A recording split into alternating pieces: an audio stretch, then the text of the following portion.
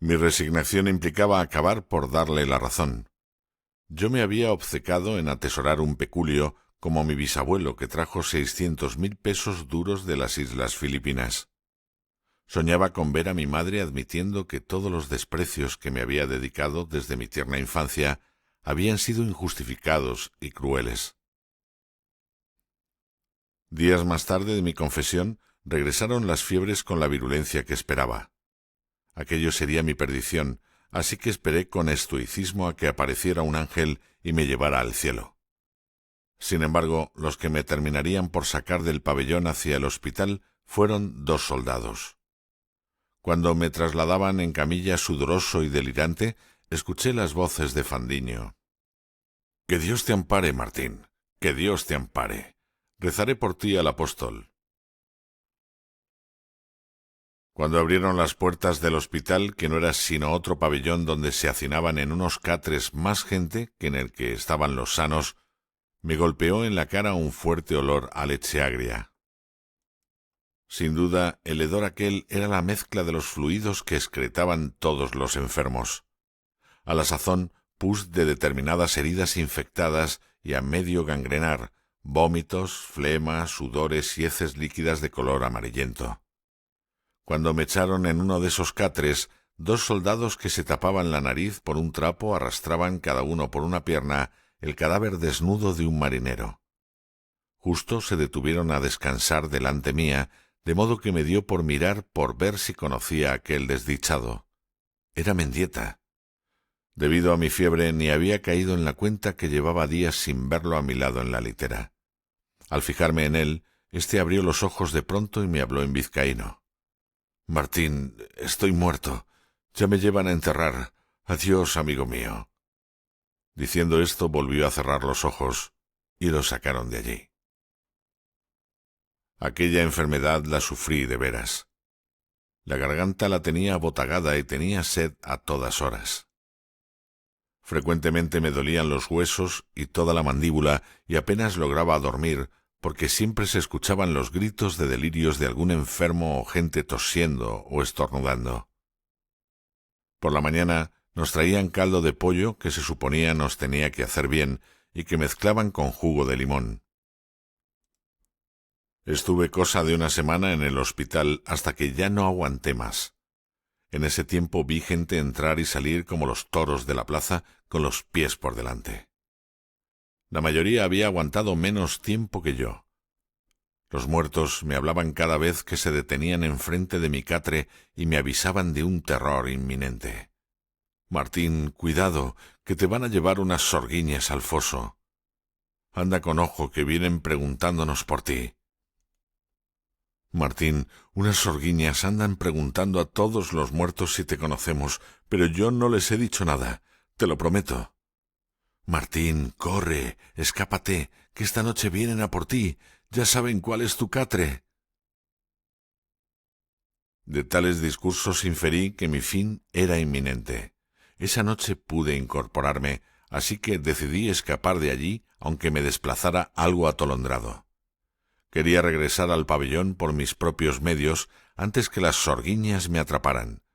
Tal era el miedo que me habían inoculado entre todas esas almas en pena. No llegué a la puerta, caí en el suelo desplomado. Mis piernas no daban para más. Como permanecía boca arriba, me puse a rezar un paternoster. El techo se abrió, de modo que supuse que de allí aparecería un ángel para llevarme al cielo, pero apareció mi madre. Me observó unos instantes con las manos frente al delantal. Luego me habló en vasco. «Ay, Martín, no dirás que no te lo avisé, que tú no estabas labrado de la misma madera que tu bisabuelo. Si lo sabré yo bien que te he parido. ¿Ahora qué vas a hacer? Vaya aprieto». Yo le imploraba una y otra vez.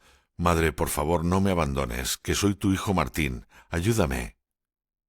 Pero ella insistía que nada podía hacer por mí, porque estaba condenada en el infierno por pecadora, y que ahora, por haber sido tan soberbio, vendrían unas sorguiñas a enterrarme a mí también en un hoyo oscuro para toda la eternidad. Se apartó, y 4 viejas horripilantes con cabellos de plata y gorros blancos me rodearon, e inquirieron si yo era Martín de Aizpuru de San Sebastián, el hijo de Juana Josefa de Aizpuru. No hizo falta contestar. Entre ellas confirmaron que efectivamente era yo, que era a mí al que tenían que meter en un hoyo. Yo les imploraba que me dejaran en el hospital y volví a rezar un paternoster. Se ha puesto a rezar, a buenas horas, mangas verdes. Y otra me advertía: ya es tarde para rezar, muchacho, ya estás muerto y vas a acabar en un hoyo negro como todos los pecadores de este mundo. Se reían con sus mandíbulas desencajadas de verme tan superado. Tras recitar un conjuro mágico, por encima de las zarzas y por debajo de las nubes, me levantaron del suelo de una vez y me sacaron en volandas como si mi cuerpo fuera liviano como una sábana. Luego de eso yací en un ataúd de pobres, de esos con las tablas tan separadas que hasta se deja ver el interior. Sobre él pusieron la tapa y cada una clavaba una tachuela con un martillo mientras canturreaban: otro más al hoyo para el prado del macho cabrío. Yo imploraba: Virgen de Iciar, socórreme. Una de las viejas se burlaba entre carcajadas: si será bobo, se está encomendando a la Virgen de Iciar, nadie puede interceder por ti ya, Martín. Te lo hemos dicho, no insistas, han acabado tus días en este mundo. Transportaban mi ataúd con suma presteza y entonando cánticos: el diablo es mi señor, loado sea el diablo es mi señor. Cuando llegamos al agujero que sería mi sepultura, me bajaron al fondo sin parar de cantar. Luego empezaron a arrojar terrones de arena con una azada, y poco a poco fueron cubriendo mi cuerpo hasta que dejé de oírlas, y todo se volvió oscuro y frío. Sepa vuestra excelencia que si salí del mísero ataúd aquel donde me metieron las sorguiñas fue por mediación de un buen cristiano llamado John Perkins. John Perkins era un oficial de guardia de la prisión de los de 91 libras esterlinas anuales de soldada, pero con una renta anual que frisaba las 1000. El acaudalado oficial se había adherido recientemente a un grupo de devotos cristianos de Southampton. Por aquellos años estaban fraguándose determinadas tertulias por toda Inglaterra en la que se cuestionaban los usos y costumbres del Imperio Británico, teniendo como guía las Sagradas Escrituras. John Perkins se convirtió en uno de sus más fervientes seguidores. El fin último de aquellas concurrencias era proponer cambios para humanizar la sociedad. Socavaban los principios en los que se sustentaba la esclavitud. Despreciaban todo acto de humillación pública de los reos a muerte, y lo que nos afectaba a los españoles recluidos en la casa del rey, abogaban por mejorar las condiciones en las cárceles de cualquier preso, por vil que hubiese sido su crimen o aviesa su naturaleza. Como suele suceder cada vez que alguien tantea lo que nadie se atreve a cuestionar, eran muchos los que se oponían a tales reformas por considerarlas innecesarias y hasta inmorales. No fue pequeño el número de miembros del Parlamento, escritores o plumas al servicio de tal o cual gaceta, que derrochara esfuerzos en despreciarlos. Así algunos los tildaban de religiosos sectarios o santurrones. Se mofaban de sus actitudes de censura moral por considerarlas exacerbadas. Asimismo, les acusaban de que el único propósito detrás de tanta rectitud y devoción era el de granjearse simpatías que les abrieran puertas para cabildear en favor de sus paniaguados. En aquella época ya contaban con un buen número de adeptos, muchos de ellos de renta anual de 4 o 5.000 libras esterlinas, de manera que empezaron a contar con aliados en las dos cámaras, el ejército y hasta en la Secretaría de Estado. No pocos libelos y octavillas se repartían en las calles para difundir tales ideas. Hasta estaba organizando su propio periódico. El grupo más numeroso se encontraba en un pueblo de las afueras de Londres llamado Clapham. Aparte, había fundado numerosas tertulias por todo el país. Una de ellas se reunía a la hora del té en el balneario de Southampton y su feliz promotora era la señora Anne Charlotte Willoughby, de la que hablaré llegado el momento.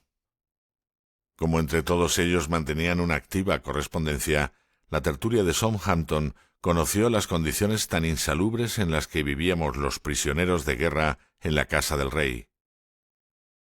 El día en el que aparecieron las ratas, el capitán John Perkins escribió una larga carta a la señora Willoughby denunciando, como era su deber cristiano, las malas condiciones higiénicas que se daban en la prisión y el peligro de epidemias que esto implicaba no solo para la población carcelaria, sino para los funcionarios estatales y, en último término, para los apacibles habitantes de Winchester. Con el visto bueno del alcaide de la Casa del Rey, el comandante Thomas Collingwood, el tal Perkins había iniciado una serie de medidas encaminadas a acabar con los malos olores de la prisión y con la proliferación de las ratas. Sin embargo, como mencioné arriba, esta última no fue del beneplácito de parte de la oficialidad más rancia, pues veían poco noble eso de ocupar a los soldados del rey en retirar ratas muertas en barriles. En las reuniones de sociedad llegaron a los oídos de Collingwood toda clase de comentarios burlescos y socarrones, que si sus soldados se convertían en cazadores de ratas, ese sería el principio de la decadencia de las armas británicas. Thomas Collingwood era un oficial que no provenía de una familia de ilustre abolengo, de esos que podían comprar un cargo de oficial en el ejército por unas miles de libras, sino que había alcanzado el puesto que ostentaba por méritos propios. Su mayor habilidad era la de granjearse en los pasillos la simpatía de sus superiores para apartar de sí cualquier escollo que se interpusiera en su ascenso social, incluida la posibilidad de perecer heroicamente en el campo de batalla. En aquel tiempo disfrutaba de una renta anual, holgada y respetable, de 400 libras esterlinas, de manera que no quería que el deshonor mancillara una hoja de servicios intachable y que del mismo modo se pusieran en riesgo todos sus privilegios. Dichos privilegios le habían costado 40 años de fatigoso sacrificio, arrastrando su tripa como un gusano por pasillos y despachos.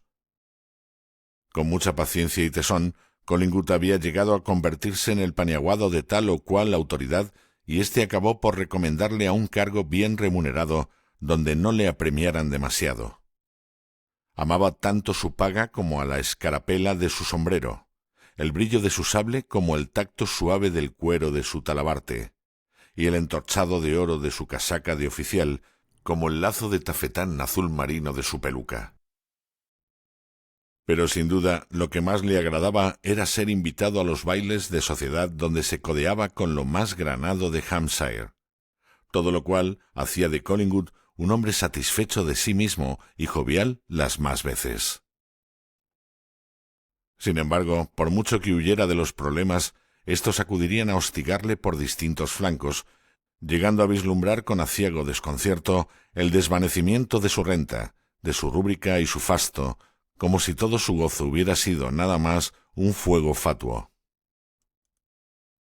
La prisión tan solo contaba con un veterano cirujano de la marina ya anciano y medio cegato, y un ayudante joven con pocas luces y mucha desidia.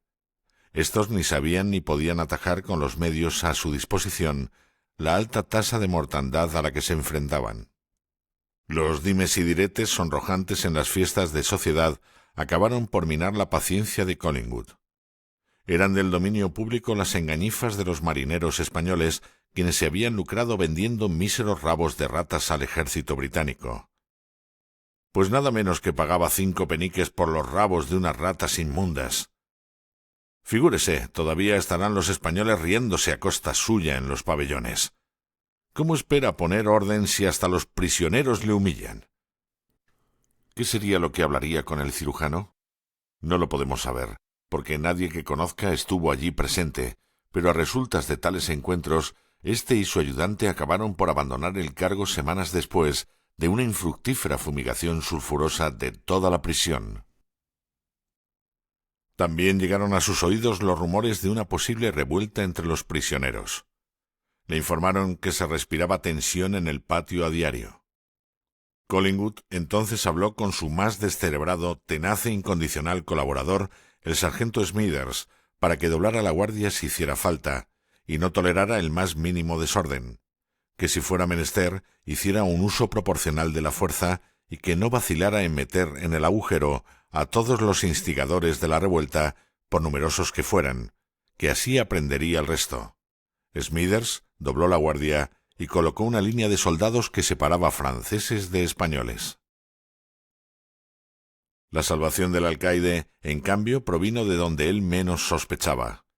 Recibió una carta de sus superiores en la que se le instaban a contratar a un médico muy prestigioso de Clapham, de nombre Nathaniel Thorpe, que se había presentado voluntario para ayudar a la mejora de las condiciones carcelarias.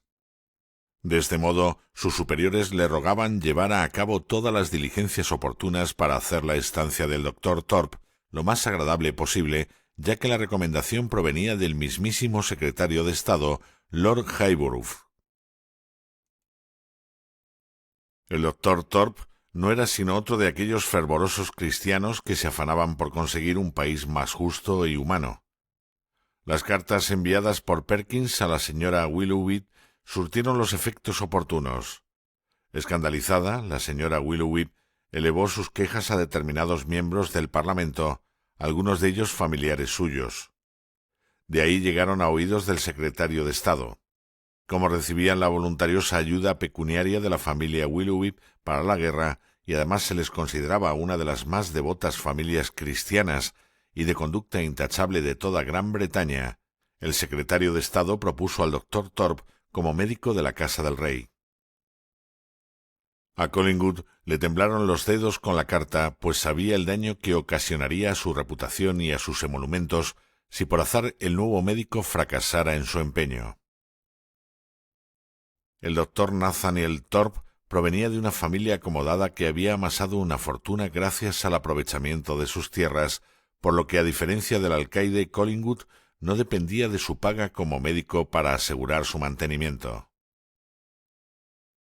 Pese a que en un principio vería Collingwood con buenos ojos el advenimiento del doctor, no tardaría en ocasionarle alguna molestia también, aunque no tan grande como las que le causaban a diario los díscolos y levantiscos españoles encerrados, los cuales llegaban cada vez en mayor número gracias a las campañas victoriosas de la Marina Real Británica en aguas del Atlántico. Lo primero que resolvió el nuevo doctor, nada más instalarse en las dependencias del anterior cirujano, fue evaluar el estado de salubridad en la cárcel. Nathaniel Thorpe era un hombre disciplinado y de rutinas meticulosas. Siempre se despertaba a las 5 de la mañana y realizaba una batería de ejercicios físicos en su camisola, consistente en dar saltos y giros de sus extremidades, que, según decía, había conocido de los pueblos que habitan las islas de los mares del sur, y que por eso ninguno de sus ancianos era decrépito al llegar a edad avanzada. A continuación sacaba de sus frascos hierbas secas que había estudiado él y las mezclaba con toda una serie de especias de la India para prepararse unas infusiones que le protegían de catarros y de infecciones en la sangre. Conocía las múltiples propiedades de las plantas que provenían de todos los confines de la tierra. Las identificaba con solo olerlas y las tenía almacenadas en multitud de frascos de cerámica esmaltada sobre unas baldas de su dependencia. Junto a los frascos, una cantidad no menos numerosa de gruesos libros se ordenaban escrupulosamente en varios anaqueles según el uso que les daba. En su día, el doctor Thorpe los encargó encuadernar todos en piel para protegerlos del desgaste diario a los que los sometía. Todas las noches, antes de acostarse, volvía a colocar en su correspondiente lugar la pila de libros de su escritorio. Luego anotaba en su diario sus avances y diligencias provechosas, o redactaba cartas a sus compañeros de profesión con los que compartía sus anhelos e inquietudes. Realizaba sus oraciones, dejaba sus diminutos anteojos sobre su mesa de trabajo y, tras apagar las velas, se tumbaba en la cama a descansar. La primera mañana tras su llegada pidió el doctor Thorpe visitar los pabellones de los presos, ya que si llegaban de allí tantos enfermos, presuponía que esto debía de ser por algún motivo que los originara.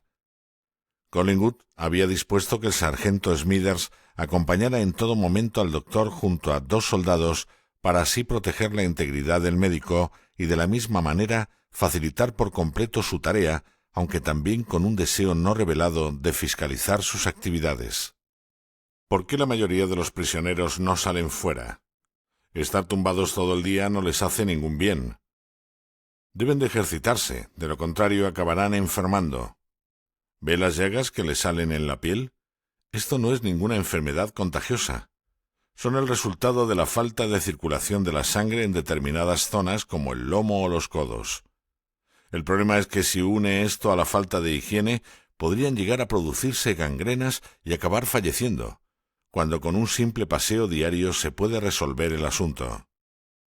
El sargento Smithers tomó nota de la orden para transmitírsela a su superior. El doctor prosiguió con su dictamen. Parece que los pabellones no los limpian muy a menudo. Allí hay una rata muerta. Allí parece que alguien ha defecado. ¿No disponen de letrinas o vacinillas para los presos? El sargento añadió que el problema provenía de que los españoles eran seres muy sucios y despreciables, que ellos facilitaban un cubo para cada celda, pero que aún así cagábamos sin orden como las bestias. El doctor miró con escepticismo al sargento Smithers y a continuación se dirigió en castellano, idioma que chapurreaba de sus viajes por las Antillas, a uno de aquellos marineros amodorrados que yacía en un coy. «Perdone vuestra merced, ¿por qué se ha quedado a dormir aquí dentro y no sale afuera a pasear?» El preso con los ojos entreabiertos levantó la cabeza y respondió: «Siempre llueve y hace mucho frío afuera». Thorpe se dirigió al sargento. «Estos hombres, mire cómo visten. No tienen mantas ni ropa apropiada para soportar el clima de nuestras islas. Se cubren con andrajos». El sargento conocía muy bien las razones por las que aquellos miserables, todos los que allí sufríamos el cautiverio, no contábamos ni con ropas apropiadas ni con mantas, pero de nuevo lo achacó a la debilidad moral española. Venían con ropas y mantas, pero es que prefieren cambiarlas por aguardiente. La sorpresa del doctor fue mayúscula. ¿Me está diciendo que en este penal se permite a los cautivos adquirir cualquier tipo de bebida alcohólica y por ende estar ebrios? Esto es inaudito. Eso debe de prohibirse de inmediato. El alcohol debilita la salud, independientemente de que podría incitar a los presos a reñir. He oído que han tenido mucho de eso últimamente. Luego llegó la hora de visitar los tétricos sótanos de la prisión. De los 5 o 6 que últimamente habían descendido allí abajo, solo uno seguía vivo. Ni siquiera se habían dado cuenta de que los restantes llevaban días muertos y descomponiéndose. El doctor se compadecía tapándose su nariz con un pañuelo impregnado en agua de olor. «Dios mío, esto carece de toda misericordia humana». La última de las visitas durante esa primera mañana fue al hospital. El hospital era un espacio insuficiente. Pese a que cada día llevaban allí a 10 o 12 enfermos, su tamaño no era mayor que el de uno de los pabellones donde nos albergaban. Si no fuera porque salían muertos casi tantos como acababan entrando, nos tendrían que haber apilado los unos encima de los otros. El doctor preguntó a parte del personal que operaba allí qué remedios estaban usando para sanar a los enfermos, a lo que éstos respondieron que le daban la dieta común y caldo de pollo con jugo de limón, nada más. El doctor Thorpe fue catalogando los casos más comunes con los que se encontraba. El mal más mortífero de todos era la fiebre traicionera, que era el que a mí me aquejaba. Dedicó toda la mañana a reubicar a los enfermos según los síntomas y males que presentaban, de los más benignos a los más perjudiciales. «Sargento Smithers, este espacio es insuficiente para albergar a tanto enfermo. ¿Sabe si queda alguna cámara de mayor tamaño en este edificio, aún por ocupar, a donde llevarnos a los enfermos?» El sargento Smithers sabía que en el ala sur del edificio principal había una sala que en el pasado se dedicaba a conciertos y que doblaba en superficie al actual hospital, pero que tendría que llevar a cabo las diligencias oportunas con el alto mando para que la habilitaran debidamente. «No me cabe la menor duda, nos tenemos que trasladar allí. Hablaré con el señor alcaide al respecto. No cuentan con espacio suficiente ni con la ventilación adecuada». Todavía aprendería el doctor algo más sobre la prisión pocas semanas después de su incorporación al puesto. A la hora del rancho los españoles habían organizado una protesta y se negaban a comer. Gran número de los marineros rechazaban la comida que los ingleses estaban proporcionando en los ranchos. Como ya le mencioné a vuestra excelencia, desde que el número de cautivos había aumentado casi hasta el punto de doblar el total de la población reclusa en la casa del rey, la marmita olía a podrido las más veces y el pan no lo comían ni los perros perdigueros. Algunos decían que desviaban la comida que se pudría en las bodegas de los barcos para los presos, porque más de uno sabía bien cómo se estropeaban los víveres en alta mar, y claramente inferían estas conclusiones por el aspecto de aquellos alimentos. Cuando llegó el doctor y se encontró la escena aquella de los españoles de pie sin ir a comer, le preguntó al de la marmita qué ocurría. Este respondió con sorna: «Los excelentísimos hidalgos de España, que sólo aceptan las viandas del Palacio de Buckingham». El médico se acercó a la marmita, dio un par de vueltas con el cucharón y percibió el olor repugnante que ascendía con el vapor de aquel líquido espeso. El marmitón prosiguió: «No sé de qué se quejan, hasta le ponemos a nuestros guisos cecina y tocino». El médico tomó un cucharón del contenido repulsivo aquel y lo vertió sobre una escudilla. Junto a él había un muchacho con un saco de pan partido en raciones y le pidió que le diera uno. «Ya veo que opina que esta comida está deliciosa, que es sin duda manjar de reyes. Pues bien, si está tan rica, ¿por qué no la prueba? Ande, no sea que se le enfríe». El marmitón puso cara de grima nada más ver el plato enfrente de su cara y entrarles por las fosas nasales los efluvios nauseabundos. El médico prosiguió: «Al menos pruebe el pan. Venga, triunfe. ¿No tiene apetito hoy?». Luego se dirigió al sargento: «Sargento Smithers, el tratamiento que están dispensando a los prisioneros de guerra de Su Majestad es harto inhumano y un desdoro para Gran Bretaña. Si un país debe sobresalir del resto, que lo sea por el trato civilizado que concede a sus semejantes, ya sean súbditos de la corona o extranjeros, amigos o enemigos. No sólo nuestra nación debe ser superior en las armas, porque aún reluce más que el brillo de un sable la superioridad moral, la honra de un caballero inglés y la conciencia de un cristiano». Asimismo pidió hablar con el representante de los españoles. Estos le informaron que era un tal Nicolás Sandonegui, pero que no se hallaba presente en ese preciso momento. «No digan sandeces. Si los españoles se han levantado sin la presencia del tal Andonegui, significa que ese personaje no es el que los acaudilla». Y habiendo dicho esto, se dirigió a los españoles que estaban apostados frente a la marmita. «Caballeros, necesito que alguien me haga llegar sus quejas de manera adecuada.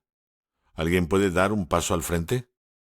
Todos miraron hacia atrás y de entre la multitud emergió con paso firme y gesto decidido la figura del teniente de navío don Santiago Laredo y Gaspar, quien se presentó en un correctísimo inglés al doctor Thorpe, mencionando su cargo y su nombre al completo. Los ingleses son de natural muy orgullosos de su idioma, así que cuando alguien extranjero lo domina a la perfección, como era el caso del teniente Laredo, suelen tratarlo con gran deferencia. «Creo que vuestra excelencia, por su larga estancia en aquellas islas, estará de acuerdo con este dictamen. No es tanto para ellos que uno contenga ideas beneficiosas en la cabeza, como que las pocas o muchas que posea las ordene y explique con elocuencia». El teniente Laredo aunaba una mente lustrosa y repleta de estudios a un perfecto dominio del inglés, francés y algo de holandés y portugués también, por lo que los ingleses prestaron suma atención a su disertación. «Caballeros, el motivo por el que mis compatriotas y yo nos negamos a participar del rancho es debido a numerosas irregularidades e incumplimientos de las convenciones por parte del alto mando de esta prisión. Aparte del aspecto tan deplorable de la alimentación que recibimos, lo cual acaba de percibir vuestra merced, no estamos en contacto con ningún correo o enlace de Su Majestad Católica». Smithers se apresuró a contestar interrumpiendo su discurso: «Nicolás Sandonegui es ese enlace, si no estoy equivocado». A lo que replicó Laredo: Sargento, sabe tan bien como yo que el señor Andonegui es un mero comerciante y no un militar español con rango de oficial. Exigimos que sea un oficial de la Armada Real de España quien nos visite y sirva de enlace con nuestra patria. Mis compatriotas se quejan de que no reciben correspondencia de sus familiares ni tampoco nos llegan las ayudas que la Corona de España dispensa para el socorro de sus cautivos. Le rogamos encarecidamente que se cumplan estos puntos sin más dilación, en virtud a los acuerdos que en materia de prisioneros ha suscrito tiempo ha nuestro Rey Católico con Su Majestad Británica y siguen vigentes a fecha de hoy.